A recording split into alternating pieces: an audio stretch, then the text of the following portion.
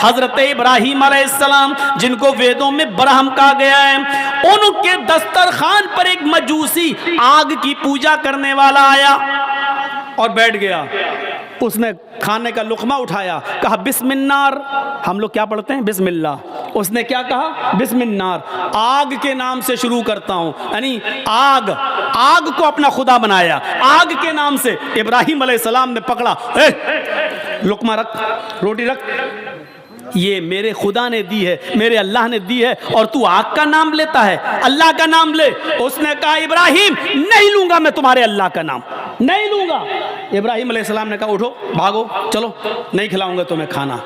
थोड़ी दूर गया, परशुराम आ गए, जिब्राइल अलैहिस्सलाम आ गए, फरिश्ता आ गया, कहने लगा इब्राहिम अल्लाह ने कहा है उस 90 साल के बुढ़े को पकड़ के लाओ, खिलाओ। कहा इब्राहिम अलैहिस्सलाम ने, अरे वो तो अल्लाह का नाम ही नहीं लेता है। कहा इब्राहिम अलैहिस्सलाम तुम्हारे रब ने कहा है, उसने आज तुम्हारे दस्तरखान पर मेरा नाम नहीं लिया। वो तो 90 साल से मेरा नाम नहीं ले रहा है, उसने कभी अल्लाह का नाम नहीं लिया, लेकिन अल्लाह ने उसको 90 साल तक खाना खिलाया है। उसने कभी अल्लाह की इबादत नहीं की, फिर भी अल्लाह ने उसको खाना खिलाया है। तुम्हारे दस्तरखान से कोई भूखा कैसे उठ सकता है? तुम नबी हो, ऋषि हो, पैगंबर हो, इंसानियत तुम्हारे अंदर रहनी चाहिए। भूखा कोई भी हो वो भूखा नहीं उठना चाहिए तुम्हारे दस्तरखान से। खिलाओ। इब्राहिम अलैहिस्सलाम उसको बुढ़े को पकड़ के लाए, दस्तरखान पे बिठाया और खिलाया, और क्या कहा? लो बैठो खाओ। उसने कहा अब क्या हुआ? चिढ़ाने लगा, तंज मारने लगा। अब क्या हुआ? कहा मेरे रब ने कहा कि उसको खिलाओ। उसने तो 90 साल से मेरा नाम नहीं लिया, फिर भी हम उसको खिला रहे हैं। तुम्हारे यहाँ तो एक दिन नहीं लिया और तुम बिदक गए, तुम उचक गए, तुम नाराज हो गए। खाओ, मेरे रब की रहमत, मेरे रब की कृपा को ये गवारा नहीं कि कोई भूखा दस्तरखान से उठ जाए। उस बुढ़े ने कहा फिर मेरा रिश्ता भी अपने रब से जोड़ दो। जब 90 साल तक उसका नाम नहीं लिया, खिलाता रहा, और आज भी भूखा नहीं उठने दिया है। जिब्राइल को भेजकर, फरिश्ते को भेजकर उसने बुलवा लिया मुझे। पहले उस रब से मेरा रिश्ता जोड़ो। हम किसको खिलाएंगे, किसको देंगे? ये इंसानियत है, कोई भूखा दस्तरखान से नहीं उठने पाए। हमारे अंदर कितनी इंसानियत है। जिसके अंदर जितनी ज़्यादा मानवता है उसके अंदर उतना ही ज़्यादा इस्लाम है, और जिसके अंदर मानवता की जितनी कमी है उसके अंदर इस्लाम उतना ही कम है। जो पड़ोस में रहने वाले को ये देखे कि हम खाना तब खिलाएंगे कि जब वो मुसलमान होगा, वरना नहीं तो वो मुसलमान नहीं है। अगर वो ये सोचे कि हम ये अपने बोतल खून की, अपनी एक बोतल खून उसको देंगे जो मुसलमान है, ये पड़ोस में रहने वाला है, हिंदू या ईसाई है, ये मेरे खून से बच सकता है, तो आप मुसलमान नहीं हैं। मेरे भाइयों तसव्वुर करिए आप, इस्लाम ये कहता है कि रोजा तोड़ना पड़े तोड़ दो, लेकिन एक मनुष्य की एक जान, इंसान की जान बचाओ। और जिसने एक इंसान की जान बचा ली, चाहे वो किसी भी धर्म का हो, एक मनुष्य की, एक इंसान की जान बचा ली। अल्लाह क्या कहता है, कुरान क्या कहता है? वमन अहयाहा फकअन्नमा अहयन्नास जमीआ। जिसने एक मनुष्य की जान बचा ली, उसने पूरे विश्व की जान बचा ली, उसने पूरी दुनिया की इंसानियत की जान बचा ली। अल्लाह रब्बुल आलमीन है, उसने अपनी कृपाएं और अपनी नेमतों में कभी बंटवारा नहीं किया। आप बताइए तो, दुनिया का कायदा है कि देखिए एहतिजाज तरफेन से होता है। हम किसी धोबी को कपड़े देते हैं धोने के लिए, तो धोबी उसके बदले में हमसे क्या लेता है? पैसे।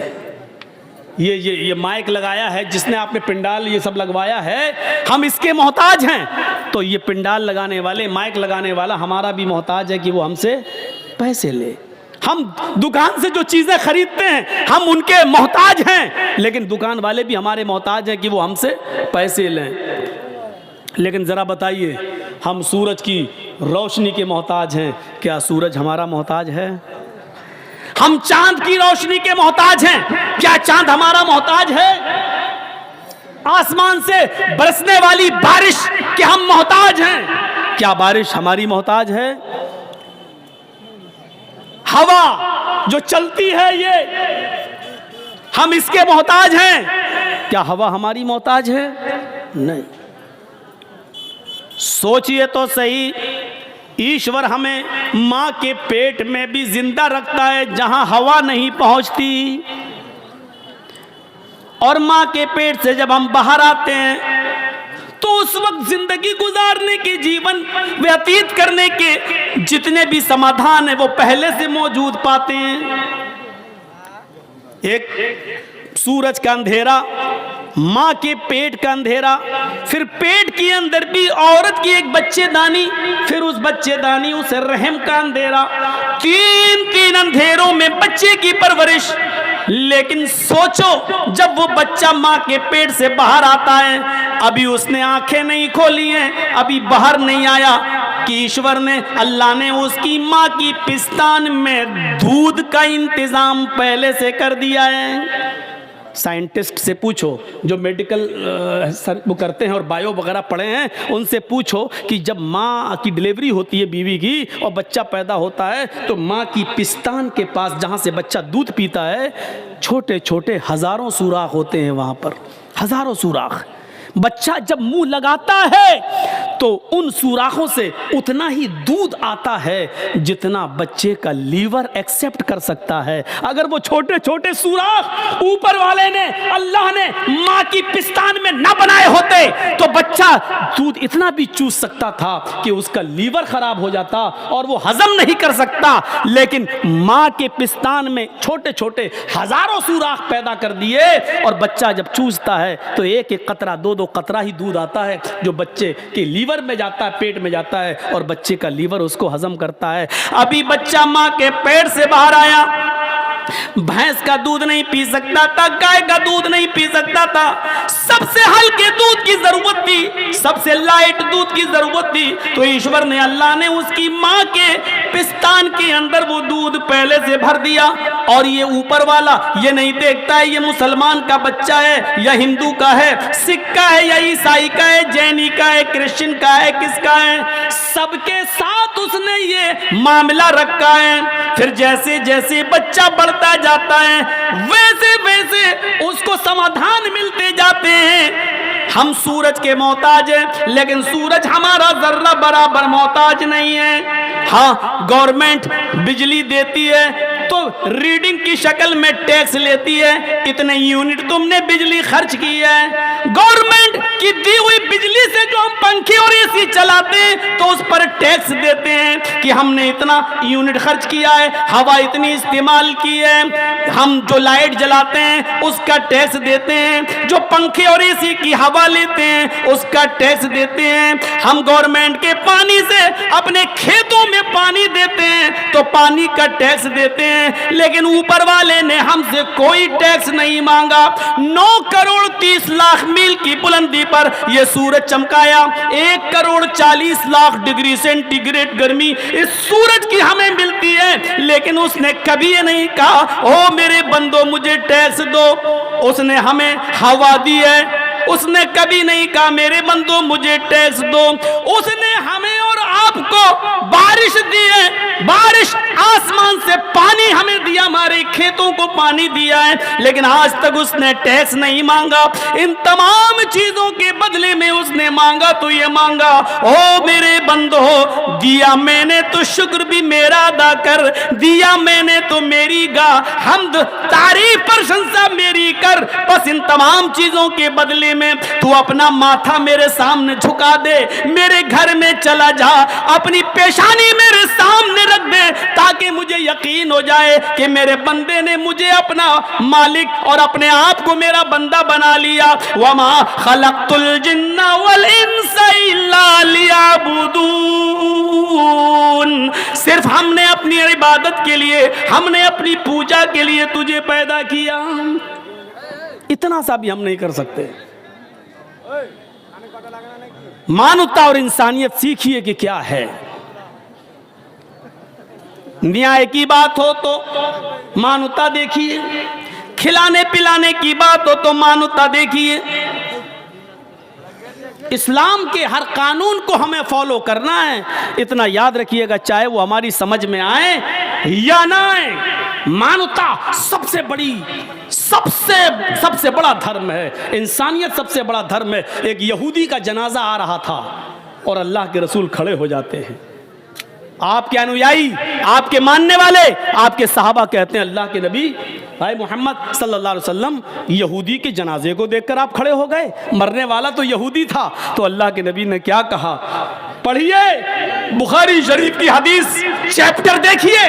अल्लाह के नबी ने कहा मरने वाला यहूदी था तो क्या हुआ, इंसान तो था, मनुष्य तो था, क्या हम उसके गम में शरीक ना हो?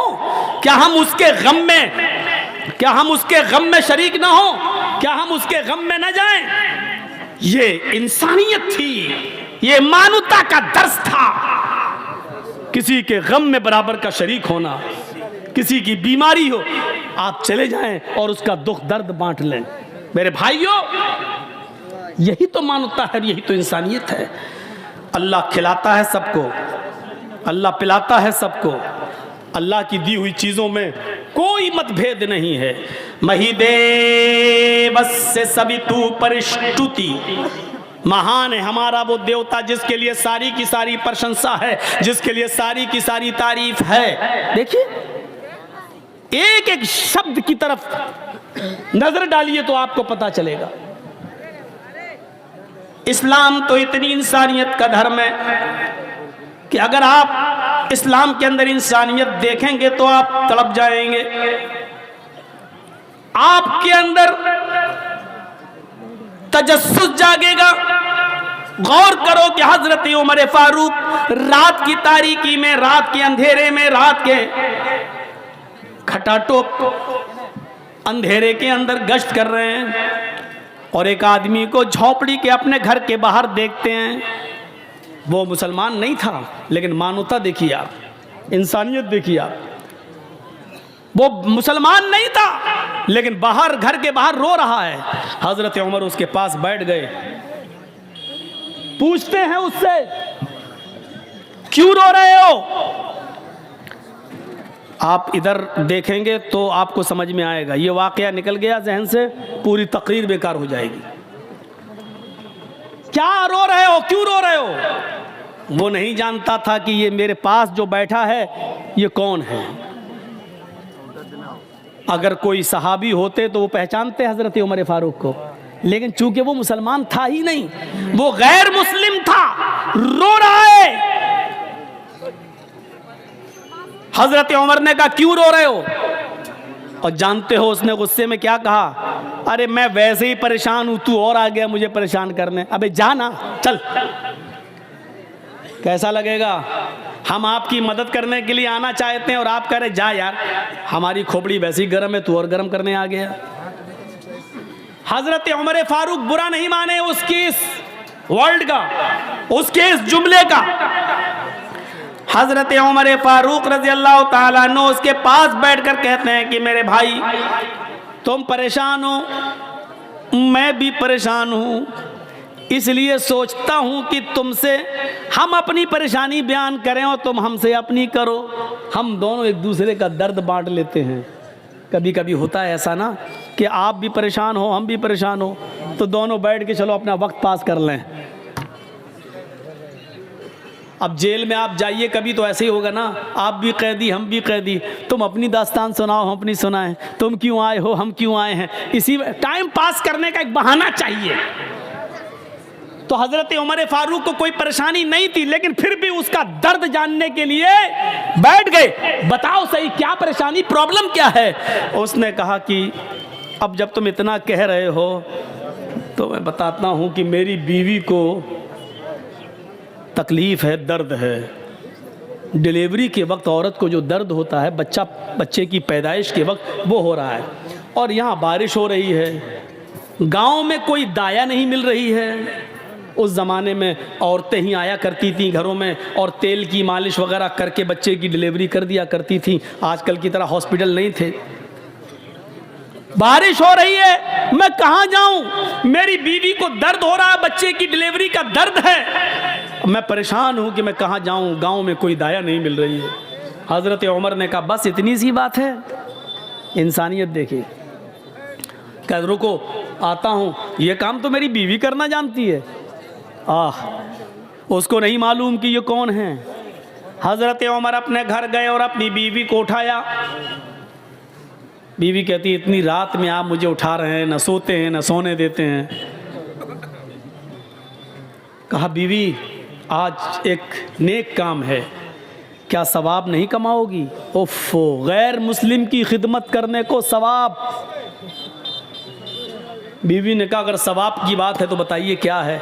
कहा आज फला जगह पे एक मजूसी या यहूदी, उसकी बीवी को डिलीवरी का वक्त है, बच्चा पैदा होना है, दाया नहीं मिल रही है। आए चलिए चलिए चलिए, जल्दी से तेल लिया और कपड़ा लिया। हज़रत उमर फारूक की बीवी अमीरुल मोमिनीन के साथ उस घर पर आती हैं, कहती हैं कि आप यहाँ बैठिए अपने दोस्त के पास, मैं इनकी बीवी को देख रही हूँ। अंदर जाती हैं, मालिश वगैरह करती हैं और बहुत आसानी के साथ थोड़ी देर के बाद डिलीवरी हो जाती है। एक बच्चा पैदा होता है। बच्चे के रोने की आवाज़ अमीरुल मोमिनीन के कानों में भी जाती है और उस आदमी के कानों में भी जो दरवाजे के बाहर बैठा हुआ है। अमीरुल मोमिनीन ने कहा आतिका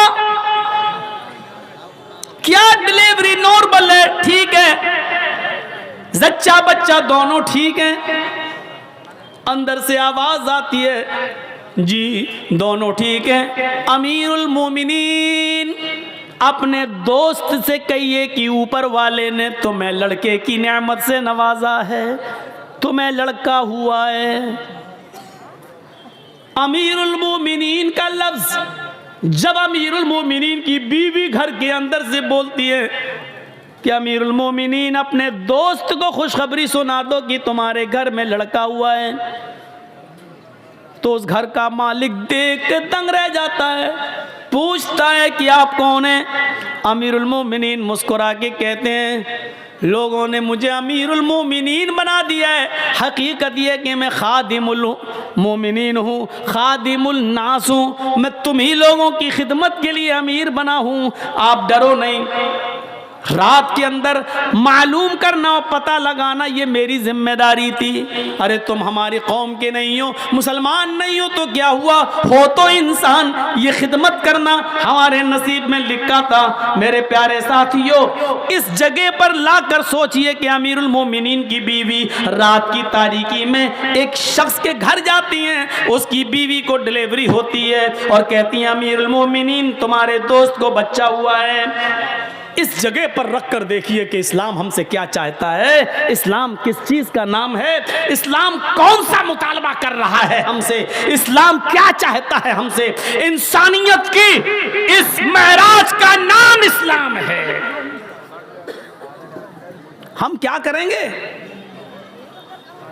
हमारे यहाँ तो नफरतें भरी रहती हैं कि ये कौन है, ये कौन है, ये कौन है। और मुसलमान भी हम हैं, तब भी हमारे यहाँ भरा है शेरशाहबादी कौन है, सुरजापुरी कौन है, ये आगे क्यों बढ़ रहा है, फला आगे क्यों बढ़ रहा है। एक नबी के मानने वाले, एक कलमा पढ़ने वाले, एक कुरान को तस्लीम करने वाले, एक किबले की तरफ रुख करने वाले, एक रब को मानने वाले, एक किबले की तरफ नमाज रुख करके नमाज पढ़ने वाले, जब हमारे अपने अंदर इंसानियत नहीं रहेगी तो हम दूसरों को इंसानियत का दर्स कैसे देंगे और सबक कैसे देंगे।